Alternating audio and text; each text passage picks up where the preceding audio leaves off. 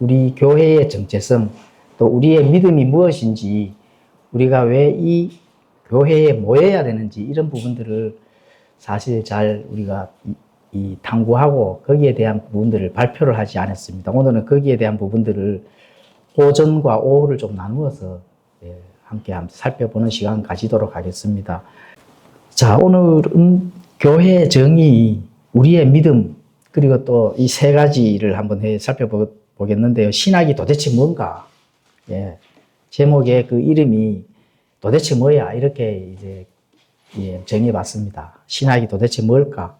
왜 우리가 이 신학이라 하는 부분들은 이제 뭐 전문가들만, 또 목사들만, 전도사들만 거기에 대한 부분들을 해야 알고 가야 되는 건지, 성경 신자들은 뭐 그냥 신학하고 관련이 없는 건지, 우리가 가지고 있는 믿음만 있으면 되는 건지, 이런 부분들이 사실 희미했거든요.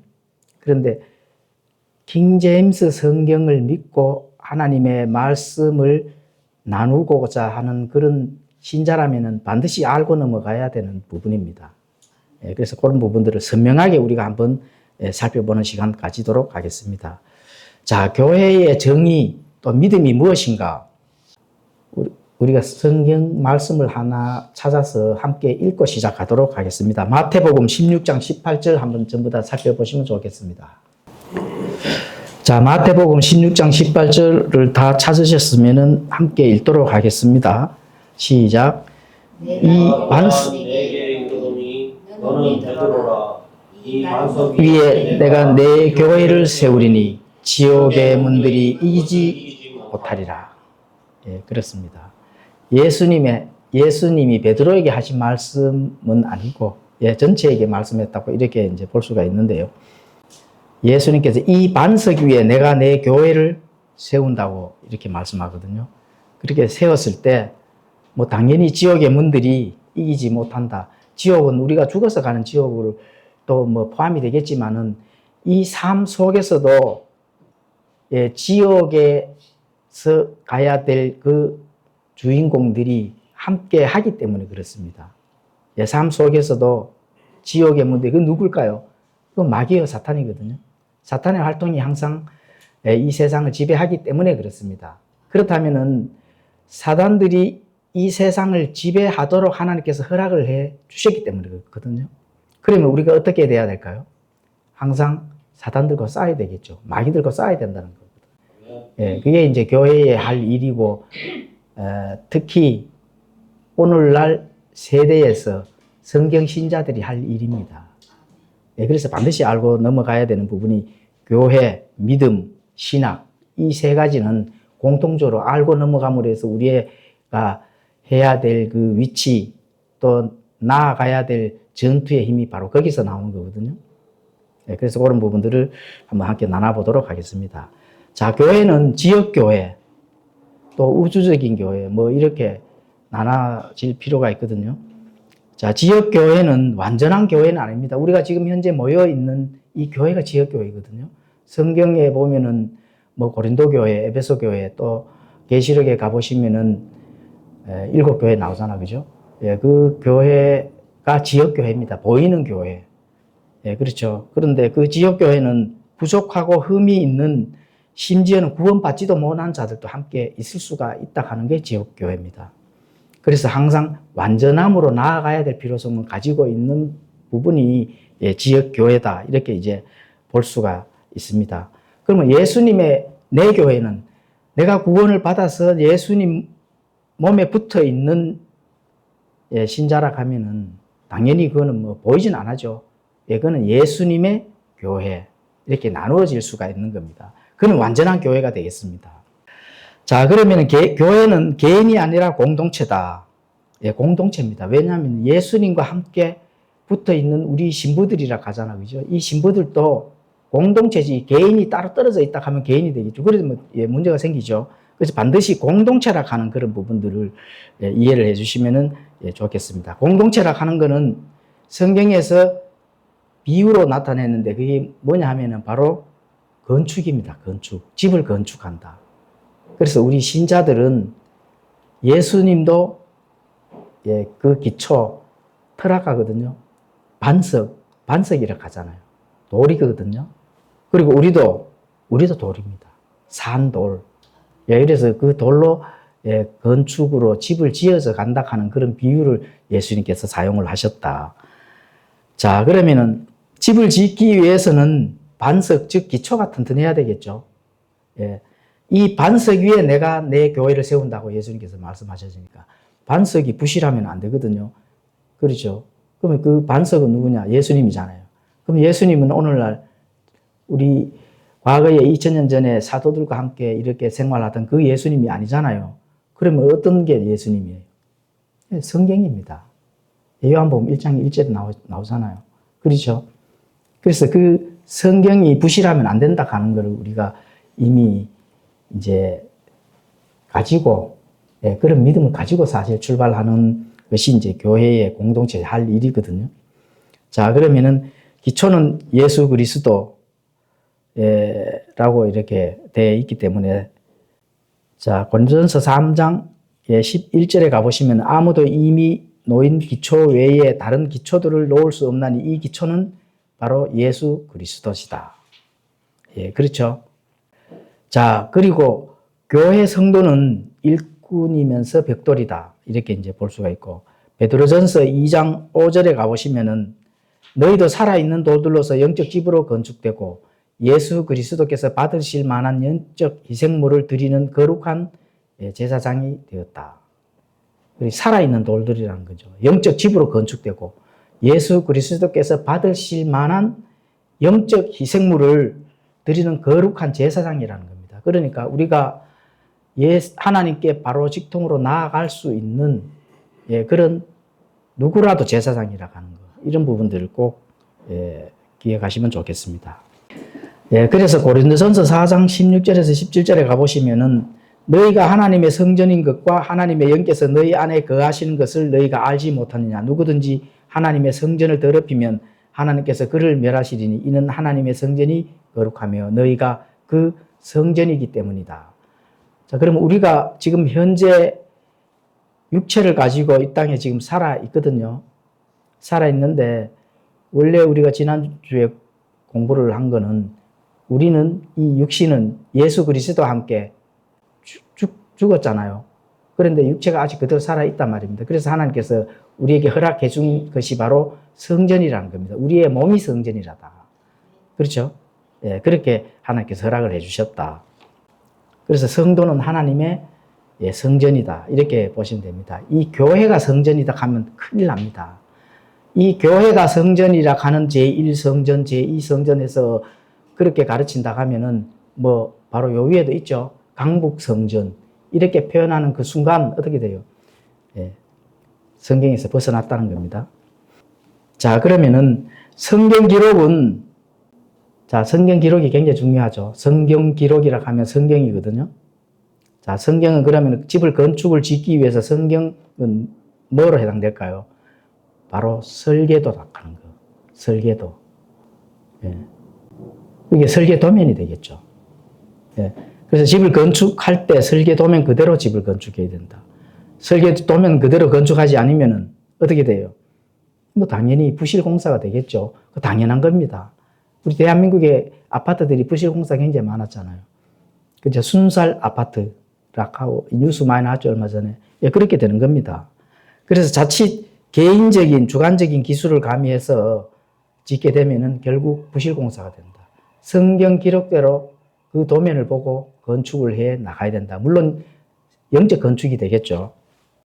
자, 그러므로 개인 영적 체험이나 주관적인 생각, 논리로 집을 지을 수 없다 하는 것은 꼭 기억을 해 주셔야 됩니다. 이 설계 도면을 통해서 그 설계 도면을 해석을 하고, 그렇죠. 설계 도면에 그 어떤 재료가 들어가야 될 것인지 위치 선정을 하고 이런 부분들이 꼭 반드시 필요하다. 그게 뭘까요? 그게 신학이라는 겁니다. 신학. 조금 더 공부해 보면은 그게 왜 신학인지 이유가 밝혀질 겁니다.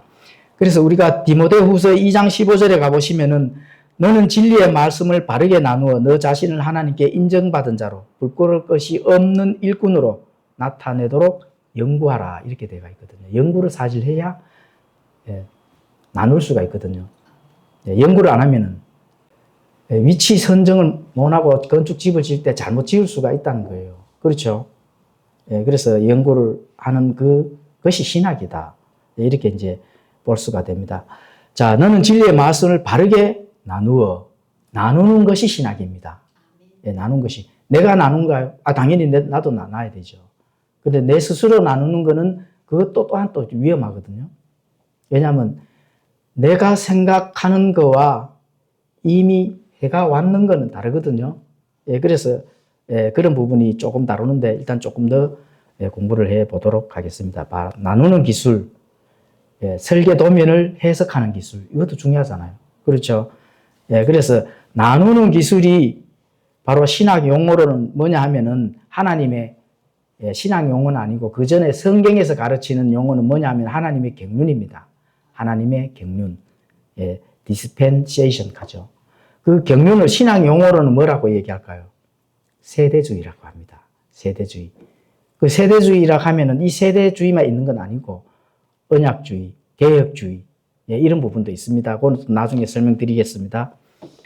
자, 세대주의는 하나님의 경륜을 인정하고 올바로 나누는 것을 세대주의라고 합니다.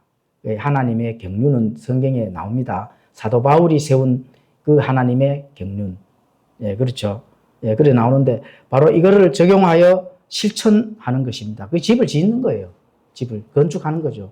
매뉴얼에 맞게 건축해야 되는 부분이 세대주의다. 즉 결국 설계대로 건축하라는 거거든요. 사도 바울이 하나님의 경륜을 세워놓은 거는 설계대로 건축을 해야 된다.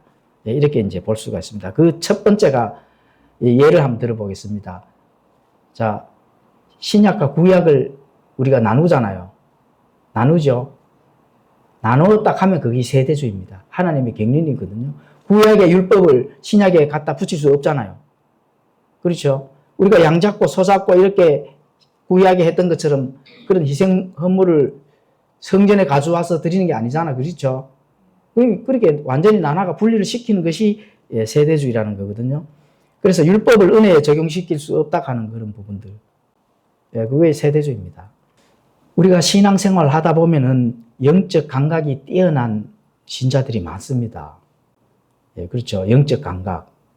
그런데 하나님이 정해놓으신 하나님의 경륜의 그 기준값, 또 설계 도면에 그 영적 감각을 대입을 시키면 안 돼요. 영적 감각은 하나님과 나와의 개인적인, 인격적인 관계다. 이렇게 보시면 되거든요. 하나님과 나와의 직접 인격적인 만남이 개별적으로 있어야 됩니다. 반드시. 그런데 그것이 설계 도면은 아니라는 거예요. 그거마저도 나누어 주셔야 된다. 이렇게 보셔야 됩니다. 그래서 성경신자의 관점에서 본 신학의 정의가 무엇인가? 성경신자의 관점에서 보는 겁니다.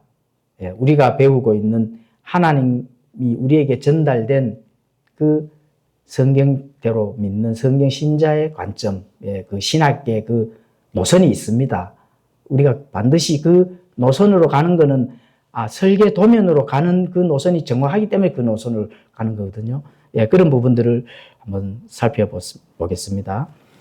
그게 바로 이제 성경신학인데 인본주의 철학이 아닌 오직 성경 텍스트 자체에서 근거한 체계가 바로 성경 신자들의 관점에서 본 그 신학의 정의입니다. 인본주의는 전혀 넣지 않는다는 거. 사람의 생각이나 어떤 사회의 전통이나 교단의 전통이나 학자들의 논리 이런 거는 성경 텍스트 자체에 근거한 체계가 아니거든요. 그래서 성경대로 많은 것으로 우리가 우리를 부르기를 바이블 빌리버, 성경 신자라 하거든요. 그래서 성경 기록대로만 하는 거. 그게 설교 도면대로 우리가 건축을 하겠다는 거거든요. 그것이 바로 신학이다. 우리가 그 신학의 그 노선을 선택해서 가는 바로 그 길이라는 겁니다. 자, 그러면 신학은 무엇일까? 결국은 믿음의 안전장치입니다. 하나님이 하지 마라 하는 거를 내가 하고 있다 하면은 그건 안전하게 하는 게 아니죠. 그렇죠. 그래서 신학은 믿음의 안전장치의 그 최후 보루입니다. 그게 바로. 예. 그래서 신학은 하늘에서 갑자기 떨어진 것이 아닙니다. 하나님께서 뭔가 하늘에서 이렇게 하라고 메시지를 와서 하는 게 아니거든요. 하나님에 대한 체계적인 지식이 역사 속에서 드러난 발자취다. 이렇게 보시면 되는 겁니다. 하나님에 대한 체계적인 지식이 있습니다. 그 지식이 바로 역사 속에서 드러난 발자취다. 그 발자취도 반드시 증명이 돼야 되는 거죠. 그럼 그 증명이 뭘까요? 바로 피 흘린 발자취가 있다는 겁니다. 예. 설계 도면대로 걸어온 그 역사 속의 발자취, 믿음의 선진들이 반드시 있게 되어 있거든요. 그 발자취를 연구를 하고 그 발자취를 우리가 바톤을 받아서 이어서 가는 것이 바로 우리가 믿는 신학이라는 거죠. 그래서 신학은 믿음의 선진들이 남긴 피 흘린 발자취다. 이렇게 보시면 됩니다. 우리가 가는 그 신학의 노선이. 그게 바로 우리 믿음의 전통이자 뿌리다. 그 전통은 괜찮습니다. 그 전통, 그분이 이미 아마 증명이 된 사실들을 믿고 그 길을 가는 거는 그게 전통이잖아요. 그 전통은 괜찮다. 그게 바로 믿음의 근본, 바로 뿌리라는 거. 우리가 그 길을 가고 있는 거거든요. 그래서 그 길은 사실 굉장히 좁습니다. 사람들이 안 모여요. 왜냐하면은 그 엄청난 그 길이 너무 좁기 때문에 그렇습니다. 그래서 그 길을 고집스럽게 갈 수밖에 없는 이유도 제가 오늘 설명을 드리겠습니다. 제가 한 10수년 전에 한 3년 가정예배 저도 드렸거든요. 교회를 찾다 못 찾아서 했습니다. 근데 마침 이제 제 처가 공부방을 했어요. 초중등 이렇게 아들 한 10몇 명 못 안 하고 공부방을 했는데 책상도 있고 이래가 거기서 이제 주일날 교회 안 가고 그 예배를 한 3년을 드렸습니다. 너무 편해요. 좋고 간섭 안 받고. 그런데 뭐가 문제일까요? 그거는 건축집을 짓는 방법은 아닙니다. 그런데 알고는 있었죠. 알고는 있었는데 갈 교회가 없으니까 누군가 교회를 세우겠지. 이런 이제 머나먼 소망 하나만 가지고 그냥 한 3년을 넘게 가정예배 드렸습니다. 그런데 요즘 보통 속칭 나홀로 신앙, 가난 신앙 이런 분들이 많거든요. 또 개인 미디어, 또 개인 이제 그 미디어가 발달하고 이래 하다 보니까 집에서만 그냥 가족들이 영상 예배 보고 아니면 개인이 혼자서 이렇게 하고 하는 그런 분들이 많습니다. 또 물론 그런 갈 교회가 없고 바른게 가고자 하시는 분들의 그 믿음이 고귀한 건 맞습니다. 저도 그렇게 해왔기 때문에. 그런데 그분들이 놓치는 것 하나가 그래도 빨리 공동체 안으로 들어와야 되는 거는 사실 성경이 가르치는 거기 때문에 맞습니다. 왜냐하면 역사의 연속성을 무시하기 때문에 그렇습니다. 방금 전에 제가 설명드린 것처럼 공동체 안에서 집을 지어야 되거든요. 영적 집을 지어 나가야 되는데 그걸 못 하잖아요. 그래서 그런 이 나홀로 신앙, 가난 성도들 이렇게 본인한테 맞지 않아서 안 나가는 그런 믿음도 정말 좋은 교회를 찾기 위해서 그렇게 하는 그 믿음은 고귀한 게 맞죠. 맞는데 그래도 혹시라도 검증되지 않은 자신의 신념이 그 최고의 정점에 있다면 그게 이제 위험한 거죠. 내 신념이 정점에 있어서 다른 어떤 신학, 믿음, 교리 이런 게 나와 융합이 될 수가 없다. 이거 굉장히 위험한 거죠. 그럼 결국은 하나님 앞에 가서 한 것이 없어져 버리거든. 구원은 받습니다. 구원은 바깥에 딩구는 팜플렛을 주어다가 그게 100% 순수한 하나님의 말씀으로 본인이 돌이키고 회개하고 믿었다면 그것으로도 구원받습니다. 구원이 중요한 게 아니거든요, 사실은. 근데 그럴 확률이 좀 낮죠. 그래 낮는데 어찌됐든 구원이라 하는 그 출발선은 하나님께서 하나님의 순수한 말씀으로 돌이켰다 하면 구원 당연히 받죠. 영원히 구원 받죠, 그거는. 그런데 이제 그 출발선에서 머물러 있을 수밖에 없는 것이 바로 그런 나홀로 신앙, 그렇죠? 또 가난 신앙이다. 그게 길어지면 본인이 결국은 자신이 이제 손해를 보는 거죠. 자, 그러면은 우리가 왜 하나님께서 그렇게 출발을 잘 하라고 우리에게 명령을 하실까? 예레미야 6장 16절 우리가 함께 한번 찾아봅시다. 예, 굉장히 중요한 말씀이기 때문에 예레미야 6장 16절을 한번 찾아보십시오. 역사성이 왜 중요한지 이 말씀을 읽으면 그래도 1차적으로 이해가 분명히 갑니다. 자, 찾으셨으면 우리가 함께 읽도록 하겠습니다. 시작. 주께서 이같이 말씀하시느니라. 내가 이르기를 너희는 길들 가운데 서서 보고 옛 행로들 곧 선한 길이 어디에 있는지 물어보며 그 길로 걸으라. 그러면 너희가 너희 혼을 위한 안식을 얻으리라 하였으나 그들은 말하기를 우리는 그 길로 걷지 아니라 하였으며 너희 혼을 위한 안식을 얻으리라까지 하나님께서 이렇게 명령을 하시잖아요. 그런데 그 길이 무슨 길이라고요? 옛 행로들 곧 선한 길. 그렇죠. 옛 행로. 옛 행로가 역사성이 반드시 있어줘야 되고 증명이 돼야 된다는 거거든요. 그런데 이스라엘 민족들은 그 뒤에 우리는 그 길로 걷지 아니하리라.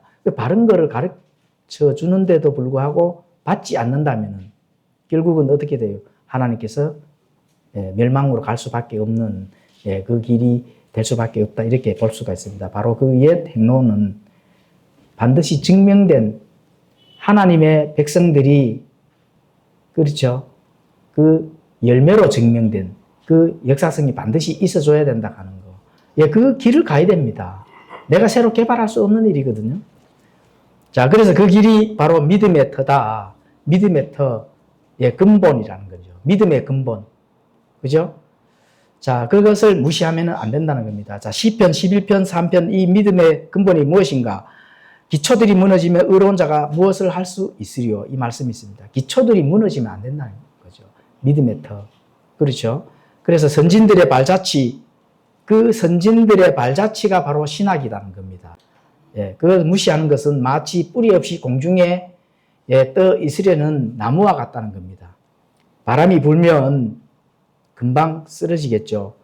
거짓 교리, 또 마귀들의 그 미혹, 세상을 주관하고 있는 어둠의 세력들, 이런 것이 오면은 쓰러지고 넘어질 수밖에 없습니다. 그래서 그런 부분들을 굉장히 중요하게 생각해야 된다. 그 믿음의 발자취들을 우리가 이미 검증된 그 발자취를 따라가야 된다는 거죠. 그게 우리가 한번 어떤 인물이 있는지 한번 살펴보도록 하겠습니다. 그 첫 번째가 우리에게 성경을 하나님께서 보존해 주신 이 성경을 우리 손에 가지도록 해줄 수 있는 그 첫 번째 그 인물이 바로 윌리엄 틴데일이라는 겁니다. 피 흘린 발자취라 하는 거는 왜 피 흘린 발자취를 중요하게 여기느냐 하면은 예수님도 십자가에서 피를 흘리셨잖아요. 그렇죠?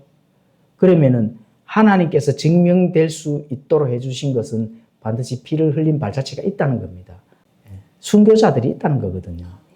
그러면 우리는 십자가에서 믿음으로만 달렸지 실제 피를 흘렸나요? 흘리지 않았잖아. 그렇죠? 피를 흘려서 증명을 해 보여줬기 때문에 그렇습니다. 그래서 그게 첫 번째가 윌리엄 틴데일. 우리에게 진짜 농사꾼으로서 무지한 사람도 하나님의 말씀을 읽고 자유함을 얻기 위해서 그분이 화형당했잖아요. 성경을 번역을 한 그 열매로 인해 가지고. 그렇죠? 그래서 영어 성경의 기초를 놓기 위해 화형돼서 피를 흘린 그 간절함이 바로 신학의 시작이다. 그 전에도 있었습니다. 그 전에도. 제가 초기 교부들의 그 증언, 문헌 이런 거를 데일리에 많이 이제 올리는데, 찾아서 올리는데, 거기에 그 초기 교부들도 피를 흘리고 화형당한 교부들이 많습니다. 그 교부들이 우리 킹제임스 성경 번역자들 47명 중에 그 대표적인 그 하나님의 말씀을 번역한 그 당대 최고 학자들이 초기 교부들의 그 피 흘린 그 교부들이 인용한 성경의 번역에 대한 그런 부분들을 다 확인하고 이렇게 번역을 했다 하는 거. 그거 제가 다 확인을 했거든요. 예, 그런 연결된 그 발자취. 그렇죠.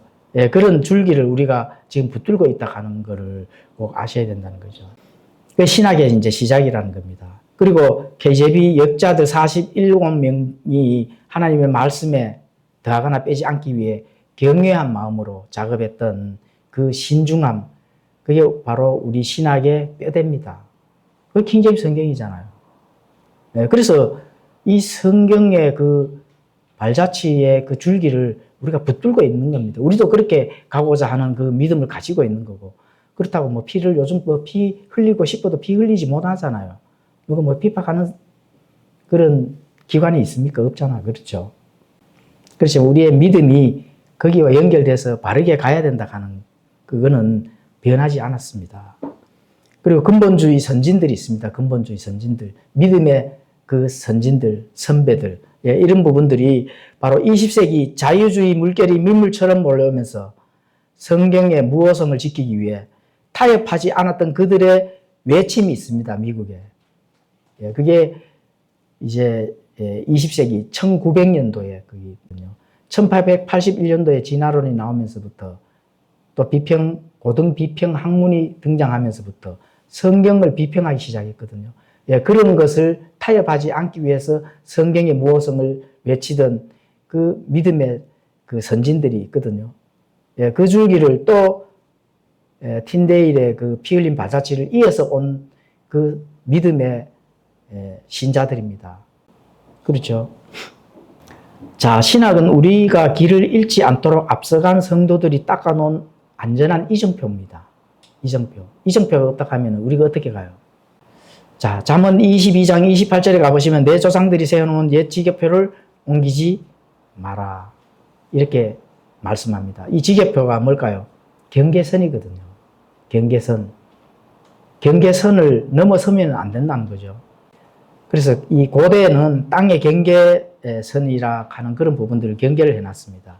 그런데 오늘날은 틴데일이나 또 KJV 역자들, 또 20세기 경건한 신학자들이 경계선을 잘 나누고 지킨 믿음의 거목들이 우리가 그런 발자취를 배우고 이제 따라가는 겁니다.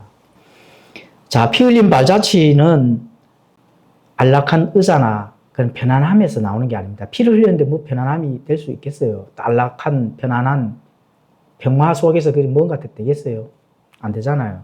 바로 순교의 피로 증명된 실천적 신앙이다. 순교의 피로 본인이 순교하는 그런 믿음을 가진 것이 그 역사의 발자취로 드러났다는 겁니다. 그리고 그게 이제 믿음의 전통이 되는 거죠. 나 혼자 깨닫는 것이 아닙니다. 틴델과 KJV 역자들로부터 전수된 거룩한 유산이다. 우리는 그 발자취를 갑니다. 물론 현대 역본들이나 비평 학문에서 나오는 거기에 연결되어 있는 오늘날 많은 개신교는 그쪽으로 연결이 되어 있습니다. 우리는 바로 피 흘린 발자취에 연결이 되어 있고, 이 줄기가 두 줄기거든요. 그렇게 이제 보시면 되고. 자, 그게 이제 뿌리입니다. 뿌리. 나를 지탱해 줄 수 있는 뿌리인데, 그게 내 지식이 아니라 역사 속에서 흘러내려온 그 검증된 믿음, 그걸 우리가 취하는 거죠. 배우고 익히고 그 믿음을 그 위에 고정을 시켜두는 겁니다. 그렇죠. 그래서 그렇게 했을 때 하나님께서도 우리에게 섭리로 많은 부분들을 지혜로 또 지식으로 깨닫게 해주신다. 자, 그러면 이제 여기까지 하고 또 오후 성경에도 이어서 아는데 오후 성경 시간에는 현대 신학의 발자취, 신학교가 중요하다. 진짜 중요합니다. 신학교가. 내가 어떤 위치에 서 있는지가 거기서 나타나거든요. 그래서 예레미야 6장 16절에 옛 행로들 곧 선한 길을 잘 지키고 실천하는 곳이 어느 신학교인지 이 부분들을 오후에 때는 공부를 해보도록 하겠습니다.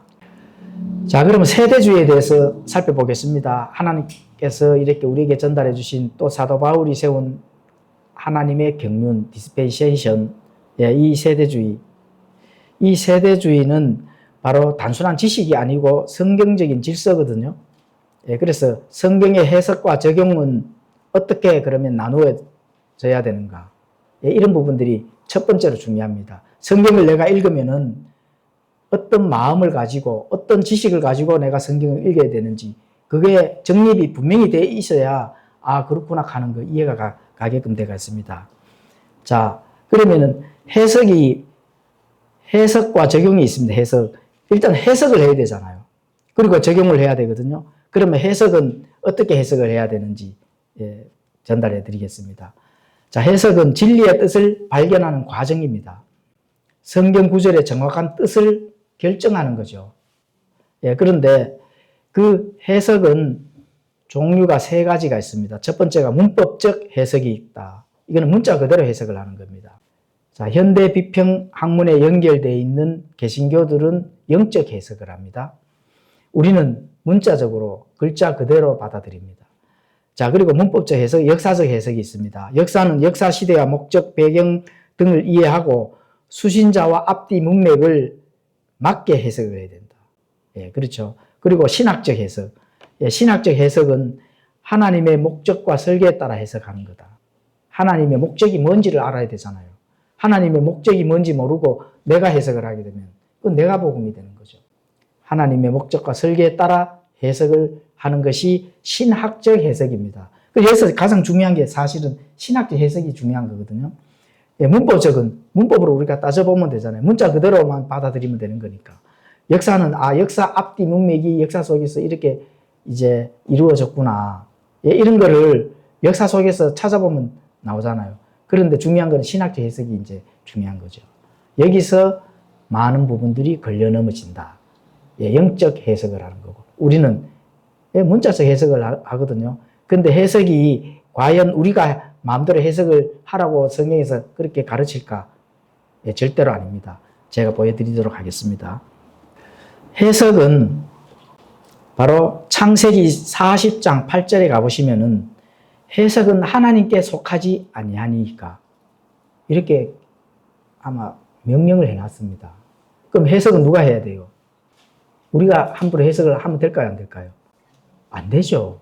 하나님께 속해져 있는데 우리가 해석을 한다. 이해가 안 되죠. 그러면은 해석을 뭐 어떻게 하지 말라는 건가? 그게 아닙니다. 하나님께 속하지 아니하고 하나님께 속해진 것을 어떻게 해석을 해야 되느냐? 성경이 성경을 해석하도록 하셔야 된다. 내가 해석을 하는 게 아닙니다. 성경이 해석을 어떻게 해놨는지를 살펴보라는 거죠. 그게 바로 세대주의 나누어서 정확하게 그 경계선을 넘지 말고 그 안에서 해석을 하라는 겁니다. 성경이 해석을 해야 되지 내가 해석을 하면은 내가 복음이 된다. 해석은 그렇습니다. 그러면 그 해석한 것을 그냥 가만히 놔두면 안 되잖아요. 적용을 해야 또 나의 영적 삶에서 그 하나님께서 하고자 하는 뜻을 내가 다시 말하면 영적 집을 건축하는 집을 지어갈 수 있잖아요. 그래 적용도 중요하죠. 그래서 적용은 진리를 실행하는 과정입니다. 그게 디모데후서 3장 16절에서 17절에 가보시면 그렇게 기록이 되어 있는데 제가 읽도록 하겠습니다. 모든 성경 기록은 하나님의 영감으로 주어진 것이로 교리와 책망과 바로잡음과 의로 교육하기에 유익하니 이것은 하나님의 사람이 완전하게 되어 모든 선한 일에 철저히 갖추어지게 하려 합니다. 그래서 하나님의 영감으로 주어진 것으로 교리와 책망 바로잡음으로 의로 교육하기에 유익하다는 거죠. 그렇죠. 이게 진리를 실행하는 과정이거든요. 하나님의 영감으로 주어진 것을 우리가 완전하게 되어 모든 선한 일에 철저히 갖추어지게 하기 위해서 그래서 적용이 필요한 겁니다. 그러면 성경을 내 마음대로 영적으로 해석하는 것이 바로 위험하다. 대부분의 개신교에서는 영적으로 해석하잖아요. 코에 걸면 코걸이, 귀에 걸면 귀걸이. 구약의 그 땅에 이스라엘 민족들이 받을 땅의 복을 신약교회에서 가지고 와서 거기에 적용하면 그게 무슨 신학이에요? 그 대체 신학이잖아요. 이스라엘 대체 신학, 언약주의, 개혁주의. 그래서 그 교회를 다닐 수가 없는 거예요. 자, 그래서 해석은 하나님께 속해져 있다고 창세기 40장 8절에 말씀하시고 신약에도 있습니다. 베드로후서 1장 20절. 먼저 이것을 알라 성경 기록의 대언은 결코 어떤 사적인 해석에서 나지 아니하였나니 대언은 옛적에 사람의 뜻에 의해 나오지 아니하였고 오히려 하나님의 거룩한 사람들은 성령께서 자기들을 움직이시는 대로 말하였느니라. 사적인 해석에서 나지 않았다고 딱 하나님께서 경계선을 딱 그어놨기 때문에 내가 내 마음대로 해석을 하면 안 됩니다. 신천지 이만희가 바로 그래야 되는 거거든요. 장길자 하나님의 교회 바로 거기서 그 이단들이 나오는 겁니다. 베레아 그 성도들도 그렇고 그렇죠. 그래서 정확하게 도면대로 건축을 지어야만 하나님께서 나중에 인정을 해주신다.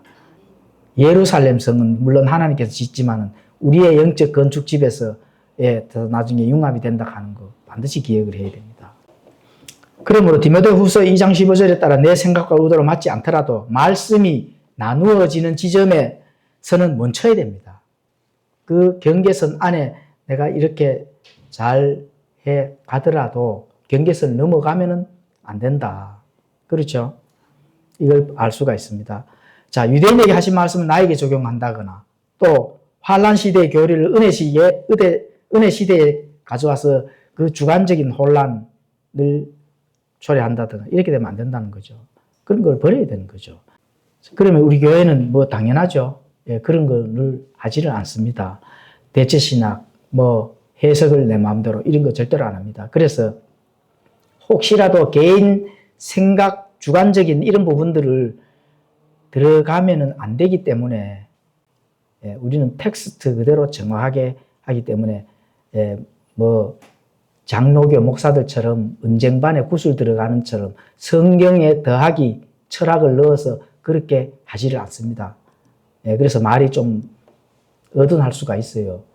장로교 개신교 목사들처럼 철학에다가 성경을 더하고 은쟁반에 은구슬 굴러가는 것처럼 딱 하면은 저도 말은 잘하거든요.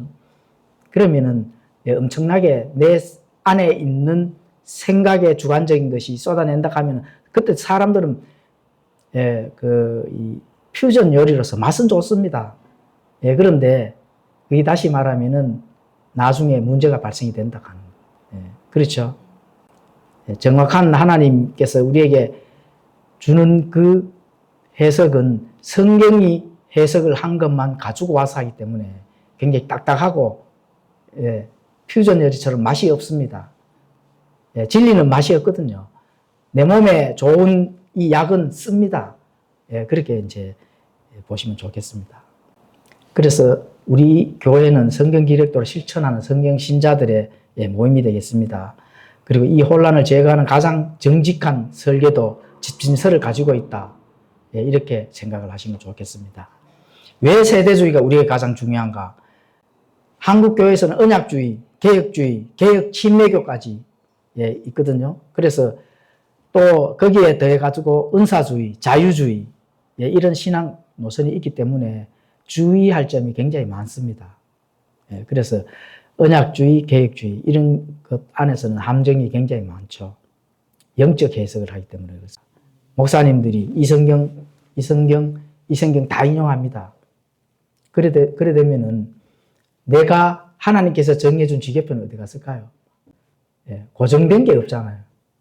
목사님, 이 말씀은 이 성경이 맞습니다. 또 로마서 가서는 이 말씀은 이 성경이 맞습니다. 그러면 하나님께서 정해준 그 지계표는 어디 갔어요? 이정표는. 고정이 돼야 되는데. 결국 하나님 앞에 가서는 한 게 없어요. 이게 굉장히 중요하죠. 이스라엘에게 주신 땅의 복을 교회가, 근데 교회는 땅의 복을 받는 게 아닙니다. 무슨 복을 받아요? 하늘에 있는 영적 복을 하나님께 이미 다 주셨거든요. 우리가 그 전에 공부를 했잖아요. 그래서 바꿔치기라는 겁니다. 이스라엘이 받을 땅의 복을, 그렇죠. 흙의 복이거든. 흙의 복을 가져오고, 또 뭐 많은 좋은 얘기는 다 가져와서 교회가 차지한다. 그게 어디서 그렇게 했어요? 천주교에서 그렇게 했거든요. 왜 십자군 전쟁이 벌어졌을까요? 복을 다 차지하기 위해서 유대인들 다 죽여야 되거든. 그런 말자치를 공부를 하다 보면은 너무 화가 나죠. 다 하지는 못하지만은 어쨌든 우리가 오늘 신학을 하니까 이 부분에서 계속 하도록 하겠습니다. 자, 세대주의. 이스라엘은 진짜 땅의 복을 받습니다. 교회는 하늘의 모든 영적 복을 이미 받았습니다. 땅의 복은 받은 게 하나도 없잖아요. 그렇죠. 예수님께서 재림을 하시고 천년왕국에 들어갔을 때 이스라엘들의 그 12지파들이 땅의 분배를 실제로 합니다. 그런데 교회는 이미 다 받았습니다. 영적 복을. 사용을 하셔야 되는데 몰라서 사용을 못 하는 거죠. 자, 그러면은 교단교회, 독립침례교회를 비교하겠습니다. 교단교회는 개혁주의, 언약주의, 개신교를 보고 말씀합니다.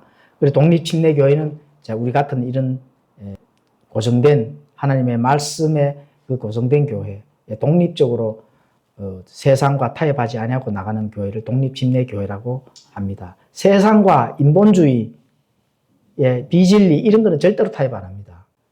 그래서 사람이 없어도 타협 안 하고 무너져도 타협 안 하고 고집스럽게 나갈 수 있는 것이 바로 독립침례교회의 그 이제 행로입니다. 그렇죠? 자, 그러면은 교단교회는 장로교, 개혁침례교, 또 언약주의, 개혁주의, 우리는 이제 세대주의라고 신앙 용어로 이제 사용을 하고, 자, 이렇게 이제 장로교, 개혁, 침례교, 언약주의, 개혁주의 이렇게 이제 탄생시킨 교회가 바로 교단교회입니다. 거기에는 이제 칼빈의 그 교리들을 믿죠. 자유의지가 없습니다, 거기는. 그리고 하나님의 주권을 강조를 합니다. 전적인 하나님의 주권. 하나님께서 우리를 살려줘야만 구원을 받을 수 있다.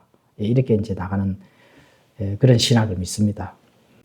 그리고 이제 성경 전체를 하나님의 은혜, 언약으로 묶어버리죠. 그게 나눠지지를 안 한다는 겁니다. 자, 이스라엘 대체 신학이라 하죠.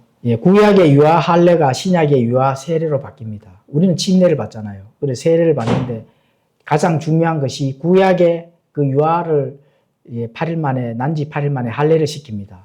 그게 오늘날 유아들은 뭐로 적용을 하느냐? 그 유아 세례를 받는 걸로 적용을 시킵니다. 그렇죠. 그렇게 자신이 성장해서 성인이 되어서 많은 부분들을 이제 자유의지를 가져야 될 때, 그때쯤에서는 정말 구원을 못 받게 되는 그런 불상사가 생깁니다. 그리고 십계명을 신약 성도들에게 그대로 또 적용하는 부분. 이게 이제 개혁주의, 언약주의를 탄생시킨 교단교회입니다. 그리고 개혁 침례교가 있습니다. 한국에도 제도권 안에 침례교가 있죠. 독립침례교회는 아니고. 이게 이제 개혁 침례교회입니다. 그런데 장로교하고는 좀 틀리죠. 예정론이나 이런 부분들, 언약주의, 개혁주의, 교리는 그대로 따랐습니다. 그런데 이제 침례라든지 지역교회처럼 합니다. 그죠? 그런데 신학의 노선은 장로교와 같은데 침례라든지, 그렇죠? 그리고 독립처럼 이렇게 비슷하게 하는 교회가 바로 개혁 침례교회다. 이렇게 이제 보시면 됩니다. 그리고 나머지 성결교, 감리교가 있죠. 성결교, 감리교는 알미니안주의를 믿습니다. 그리고 거기에 더해서 은사주의, 이렇게 믿습니다. 은사주의, 알미니안주의. 자, 이거는 장로교와 다르게 자유의지를 가리킵니다. 자유의지. 구원은 너가 자유의지로. 장로교는 예정론이기 때문에 이미 아마 구원받을 자, 못 받을 자 정해져 있잖아요. 구원을 받지 못한 걸 정해져 있는 위치에 있다면 내가 뭔 일을 해도 구원을 못 받습니다. 그게 바로 장로교 갈빈교리입니다. 그런데 알미니안주의는 그 반대로 자유의지를 줍니다. 그렇죠? 그게 바로 웨슬레, 성화를 그런데 굉장히 강조를 합니다. 그래서 이제 칼빈과 웨슬리 이렇게 두 파로 나눈 게 장로교, 개신교가 그렇게 이제 하고 있습니다.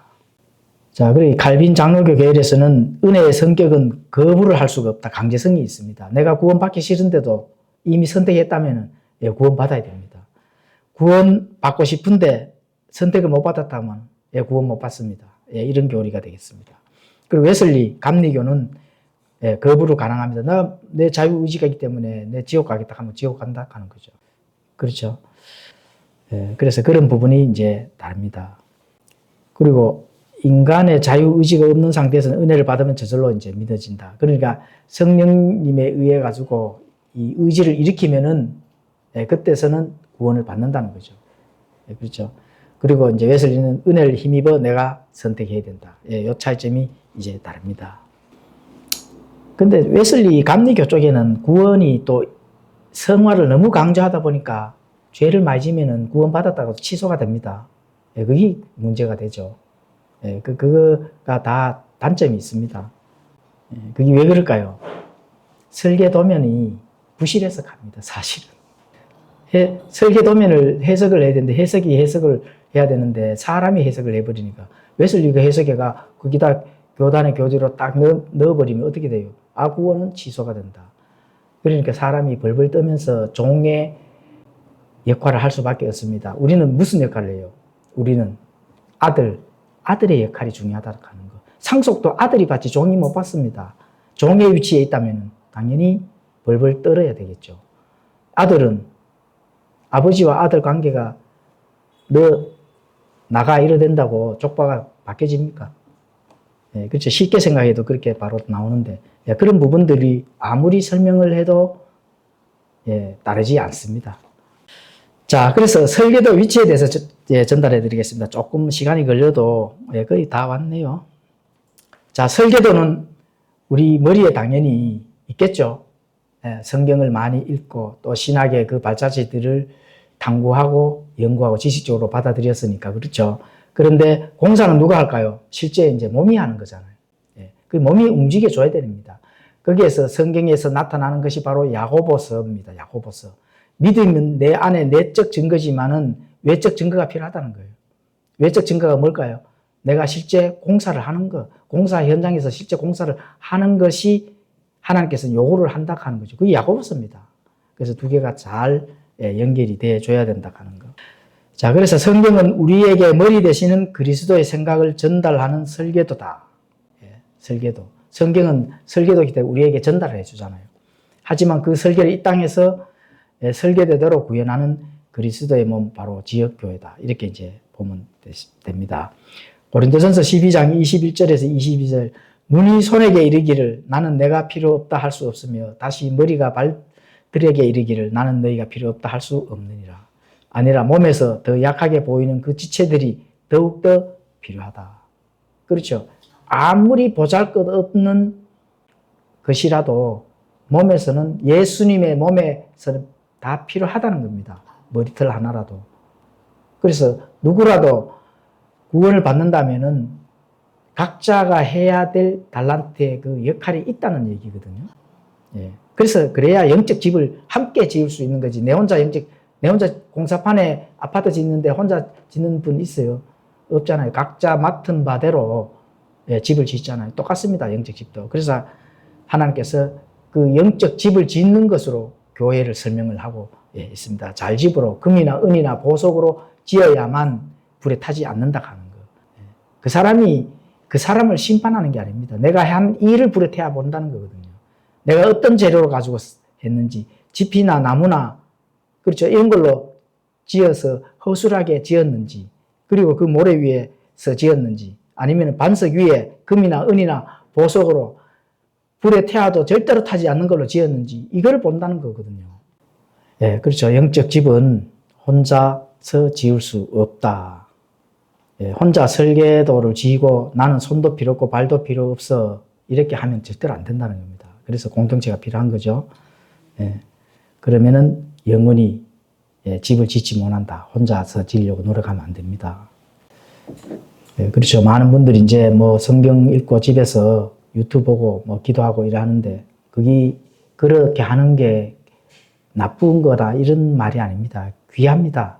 그래도 하는 게 좋죠. 그런데 우리가 성경에서 하나님께서 가르치고자 하는 그 신앙의 여정은 설계도를 가지고 공동체에서 바르게 영적 집을 지으라는 걸 가르쳐 주는 거거든요.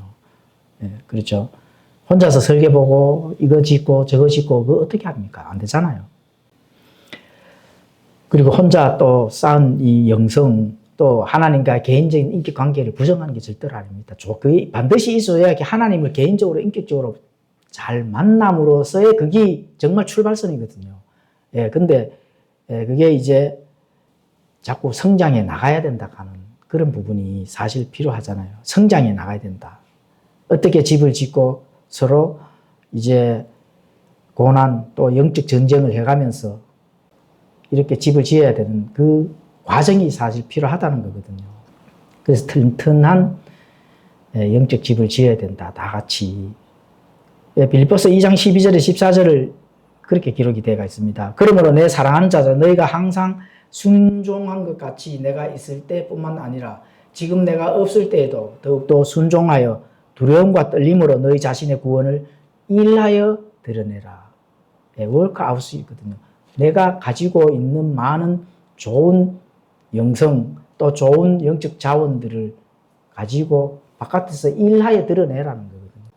예. 근데 일하여 드러내라 이러니까 어떤 교회에 와서 내가 뭔가를 하고 이런 부분 한쪽에 치우친 부분만 하는 게 아니거든요. 내가 삶의 현장에서 직장에서 그렇죠. 열심히 일하고 또 하나님께서 내게 주신 하나님 예수님을 닮아가는 좋은 성품, 덕 이런 부분들 성령의 열매들을 바깥에서 본으로 보여주게 되면은 그게 내가 하나님의 빛과 소금으로서의 복음이 전해지는 거거든요. 그 역할을 얘기를 하는 거거든요. 뭐 교회 와서 뭐 일 좀 한다 해가지고 그것만 하나님 그건 뭐 아니죠 당연히. 그래서 내 삶의 여정, 신앙 여정 전체에서 나타나는 하나님의 성품, 예수님이 닮아가는 그 모습 속에서 그 하나님이 드러나는 거거든요. 예, 그게 하나님께서 요구를 하신다. 그게 영적 집을 짓는 겁니다. 자신의 선한 기쁨에 따라 너희 안에서 일하사 원하게도 하시고 행하게도 하시는 분은 하나님이다. 그렇죠? 성령님이 하나님이시잖아요. 구원받았다면 그 내 안에 계시는 거거든요. 그러니까 성전이거든요. 예, 그래서 그 하나님께서 일하게도 하시고 원하게도 하시고 그런데 하시는 분은 누구라고요? 내가 아닙니다. 하나님입니다. 그래서 하나님이 하시는 성령님이 하셨는 영적 집을 짓는 그 일을 그거는 금이요 은이요 보석이 될 수가 있는 거예요. 절대로 안 무너지죠 당연히. 그래서 그 모든 일을 불평이나 시비 없이 하거라 이렇게 명령을 해놓은 거거든요. 예, 그렇죠. 예, 하나님께서 성령님께서 내 안에서 일을 하셨기 때문에 하나님과의 이 다음에 회개 보고할 때 계산할 때는 그 일을 계산하는 겁니다. 내가 한 거는 당연히 안 되죠. 내가 한 건 없습니다. 은혜 복음 안에서는. 누가 했어요? 하나님이 하셨다. 내 안에서. 그래서 설계 도면을 보고 열심히 지어서 완성되면 결국 우리가 거기에 입주를 하는 겁니다. 그렇죠? 예, 집을 짓는 목적은 결국 그 안에 주인이 거하기 때문에 거하려고 입주를 하는 거잖아요. 그래서 영적 집을 잘 지어야 되는 겁니다. 자, 그러면은 영적 집을 지을 때 우리가 항상 공부를 하고 있는 부분인데 그 재료가 어디서 나올까요? 자원의 원천은 하나님 아버지다. 원천, 자원의 그 모든 원천, 그 재료는 하나님 아버지에서 나오는 겁니다. 그러면 설계도를 하신 분은 누구예요? 이 땅에서 육체로 입고 오신 그 하나님, 예수님께서 설계를 마쳤다는 겁니다. 바로 이 설계를 마쳤다는 거거든요. 이게 이 땅에서 기록이잖아요. 그리고 건축자는 누가 건축할까요? 예, 그렇죠. 성령님께서 내 안에서. 실제로 내 몸이 움직이지만은 바로 성령님께서 건축자시다. 예, 이렇게 이제 보시면 됩니다. 그리고 영적 건축 현장이 있을 거잖아요. 그 지역교회입니다. 예, 공동체에서 모여서 각자의 맡은 역할을 잘 했을 때. 그렇죠. 스데반 교회라 하는 이 대표의 그 교회의 이름을 걸고 바깥에서 하나님의 성품, 예수님을 닮아가는 성품의 본이 나왔을 때, 예, 그게 바로 영적 집, 스데반 교회에서 지어진 그 영적 집이 잘 지어지고, 우리 모두의 공동체가 하나님 앞에 가서 계산할 때, 기쁨을 얼마만큼 나누었는가에 따라서 하나님께서 우리에게 보상을 해주신다 하는 거예요. 예, 이런 부분이 중요한 겁니다. 그래서 자원의 원천은 바로 주 재료이신 하나님이시다. 그렇죠? 설계도 예수 그리스도, 설계도면. 그 예수님께서 설계도면 잘했으니까 성경 기록대로 해석을 잘하고 적용은 우리에게 잘 적용을 해서 하나님의 성품에 닮아가는 그 본이 바깥으로 일하여 드러내는 그런 부분이 필요하다는 겁니다. 고린도전서 3장 10절에 가보시면 내게 주어진 하나님의 은혜에 따라 내가 지혜로운 주 건축자로서 기초를 놓았고 다른 사람이 그 위에 세우되 저마다 어떻게 그 위에 세울지 주의할지리라. 사도 바울이 이렇게 딱 하잖아요. 본인이 주 건축자라는 겁니다. 그렇죠? 기초를 놓았는데 다른 사람이 세울 때 어떻게 세우는지 잘 세우라는 거거든요. 그래서 기초 위에 세우는 그 현장, 지역교회 영과 진리로 또 예배드리고 교제도 하고 또 위로도 하고 권면도 하고 교회 안에서는 이렇게 하시면 됩니다. 각자 맡아서 또 할 일 있으면 또 하시고 그래서 내 삶의 현장과 신앙의 여정이 잘 융합해서 하나님의 본이 나와야 된다 하는 거예요. 그게 중요한 겁니다. 성도는 산 돌이라고 말씀합니다. 베드로전서 2장 5절 너희도 살아있는 돌들로서 영적 집으로 건축되고 예수 그리스도로 말미암아 하나님께서 받으실 만한 영적 희생물을 드리는 거룩한 제사장이 되었도다. 그래서 거룩한 제사장이 되기 때문에 바른 영적 집을 지어야 된다 하는 그런 부분들. 그렇죠? 그래서 살아있는 희생물로 드릴 수 있는 그런 영적 집을 우리 시대방교회 성도님들이 바르게 잘 지어갔으면 좋겠습니다. 아멘. 기도하고 마치겠습니다.